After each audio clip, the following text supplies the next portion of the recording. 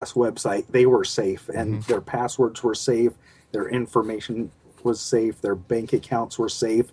And we're starting to find out that that was never the case. There's been a weakness in that technology all along. So where was this? Where was this Heartbleed created? Do we know who or where it came from, or what the ultimate goal was, and how it affects a website? Basically, it was a flaw that was built into the technology right from the start. And where it gets its name, if anybody who uses OpenSSL verifies somebody who's trying to access those sites Hmm. through something that's called a heartbeat. And the way the heartbeat works is if you're sitting at home and you go to https://www.bankofamerica.com, you talk to this server that's using OpenSSL and you say, "Hey, I'm Mr. X and my password is 6 digits long." Hmm. And that server would say, "Oh yes, you told me that your password is 6 digits long. I believe that you're Mr. X. I'm going to let you right on through." And the weakness is they never really check to see if the home user who was trying to access the site really was who they said they were. And that was called the heartbeat. And they took a shortcut, and this is where the vulnerability comes in. The shortcut is they would say, "Okay, you told me that your password is 6 digits long. Your password is 6 digits long, so I'm going to let you through." But the problem with that is your neighbor could say, "Hey, I'm going to pretend I'm Mr. X and I'm going to say my password's six digits long. Are you going to let me in?" And that server would say, "Yes, I am going to let you right on through." So people, where the vulnerability comes in is your neighbor could pretend to be you, or Hmm. any hacker or somebody who wanted to steal your bank information. They could pretend to be you, and your own server that's supposed to be safe would believe you. And the good news is they patched it, but um, not every server out there has patched itself. How can a user protect themselves from these kind of openings or flaws in the setup? You have to put a lot of trust in your server. The only person that can patch this vulnerability is the whoever is hosting that server. You, the user at home, Hmm. actually can't protect yourself other than avoiding sites that haven't been patched yet. So we're all still pretty vulnerable. We have to trust that these websites and the places that host these websites are Sure. actually looking out for our best interests, and they're going to put the patch in so we're not vulnerable to this anymore. But I'll tell you a really interesting side story here. As far as a hacker being able to exploit this weakness in Hmm. the technology, that just came to light recently. But what we discovered is that the NSA has been using this weakness all along, and the NSA themselves were able to pretend to be other people that they weren't. They could pretend to be me and you, and they've been exploiting this weakness for years, and they didn't tell anybody. Nobody knew.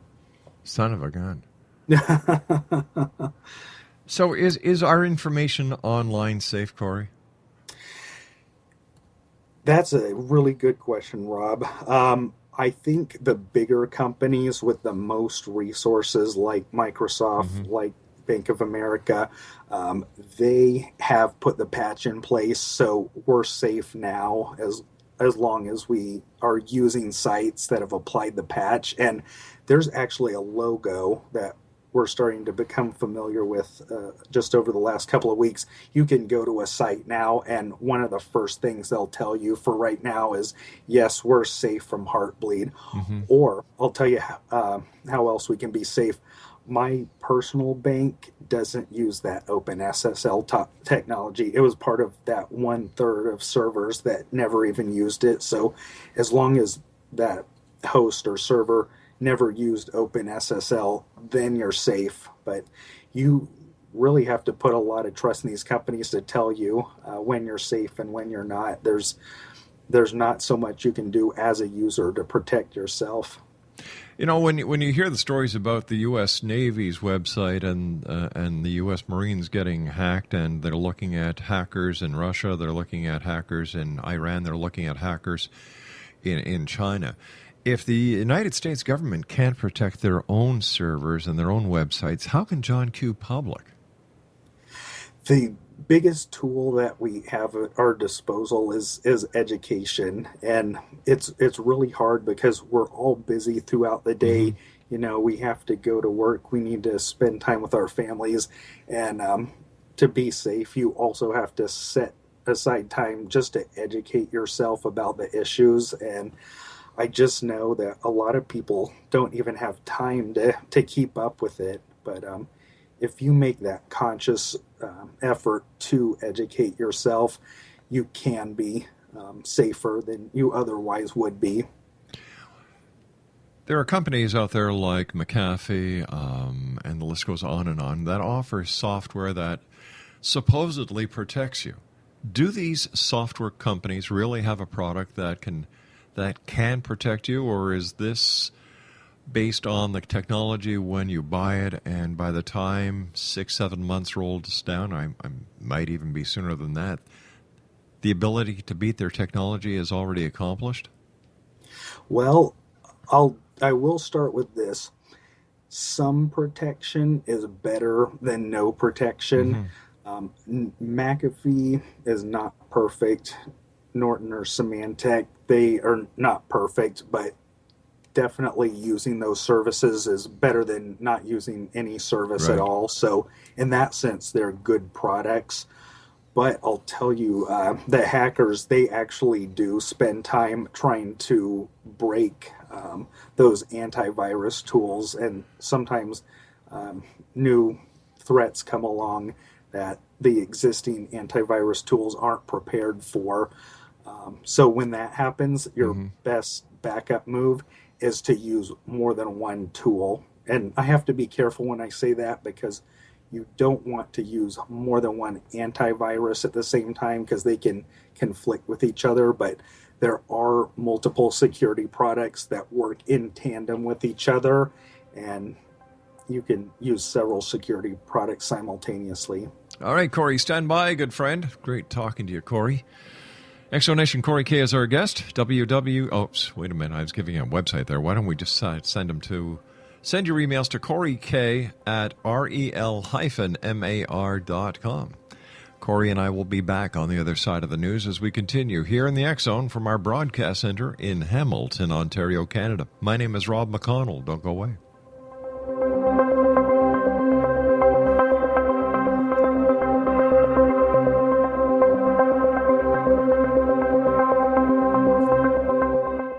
Are you considering calling a psychic to read your situation?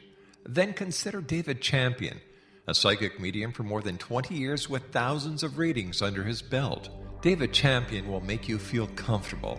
He has proven to be honest and accurate. He's a straight shooter. There's no guesswork. What he sees is what you get. While he is a medium, most of the calls focus on relationships, not only love, but work, school, neighbors, and more. Need help with finding a job and preparing for the interview? Are you dealing with people who are obstacles in your path? For more information, go to davidchampion.com, $1.50 per minute paid by credit card with a minimum of 30 minutes. For your reading with David Champion, call 1-877-702-8598. That's 1-877-702-8598.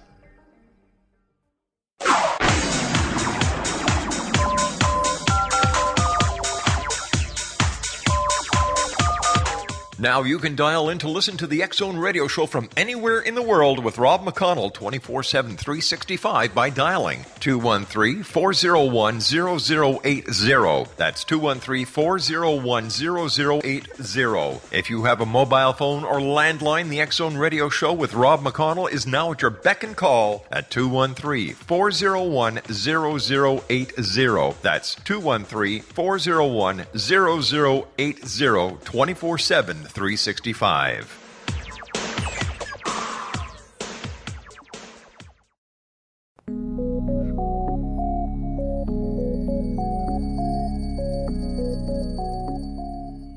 Hi, this is Elizabeth Joyce with Stargazing for the X-Zone for the week of April 28th.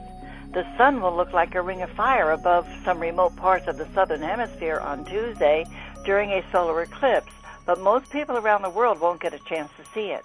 Whereas lunar eclipses occur when there's a full moon, the solar eclipse only happens during a new moon. Half the world saw the blood moon lunar eclipse during the full moon of April 15th. Tuesday's eclipse will occur when the moon is closest to its farthest distance from the Earth, making it too small to cover the sun completely. The resulting effect looks like a ring of fire called an annulus, and that appears as a silhouette around the moon. Remember, when there's a new moon, there's no moon at all. The worldly application of a Taurus solar eclipse is to help you get in touch with your core values. It blocks out personal ego desires to go right to what your inner spirit wants to manifest. The opportunity is to bring higher values and greater beauty into your life now. The new moon and solar eclipse on Tuesday may send the world into a mild tizzy. Watch North Korea and the Ukraine for major upsets with government. But you will get another opportunity to consolidate whatever advantages you have gained over the past few months. A Taurus new moon is excellent for putting practical effort into your needs and desires. Health and wellness options get a boost early in the week, perhaps prompting you to consider a new diet or exercise routine. There's also positive news on the work front, as changes can mean a boost in earnings or a promotion. If you've been applying for a new job, you may get some good news.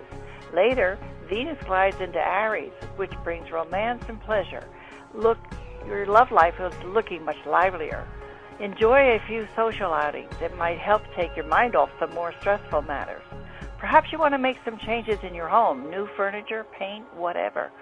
Whatever comes your way, you'll probably put a lot of energy into it, so focus and accomplish what you want. Because there's lots of planets in unmovable signs, Taurus and Scorpio, as May opens on Thursday, be careful of stubborn my way or the highway thinking. Warrior Mars is still retrograde until May 19th. Consider what is dead in your life and needs to be released. Know that your highest path is shown if you go into your inner self to seek direction. Continue with hard work early in the week, and then make time for a variety of fun as the month of April ends under a Gemini moon. Gemini wants to keep things on the move, talk to a lot of people, and does not get bogged down in any one thing. Enjoy May Day and the Kentucky Derby on Sunday. Time to plan for some summer fun.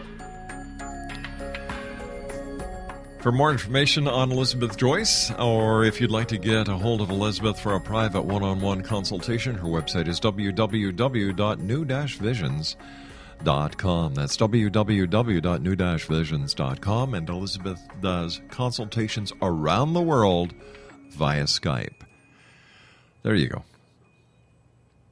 Corey, what's your impression of psychics? You know, you and I have worked the X-Zone for I don't know how many years, and you would always line the guest up for me, and all I do is, you know, I do the interview. And did you ever talk to them, and did any of them give you one-on-one readings, and did any of their readings ever come to fruition?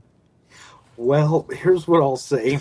I think that they've all been nice, kind-hearted people. And, I definitely enjoyed talking to them.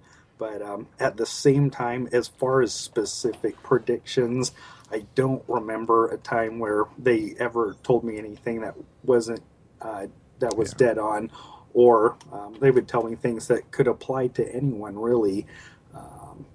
Now, I'm not a total skeptic at all, and I hate to make blanket statements like that, but I'll just give you one example. All right. I was sitting in a psychic cafe one time. I thought I would just give it a whirl, and she told me that I need to take up music again. And outside of fifth and sixth grade band, when I played a clarinet, which was pretty short lived, I have never been a musical person in my whole life. So sometimes they can be way off. Yeah, I think you and I both know that for a fact. You know, if they are so gifted, how come they never get the lottery numbers? They don't find mines, and the list goes on and on and on. And then after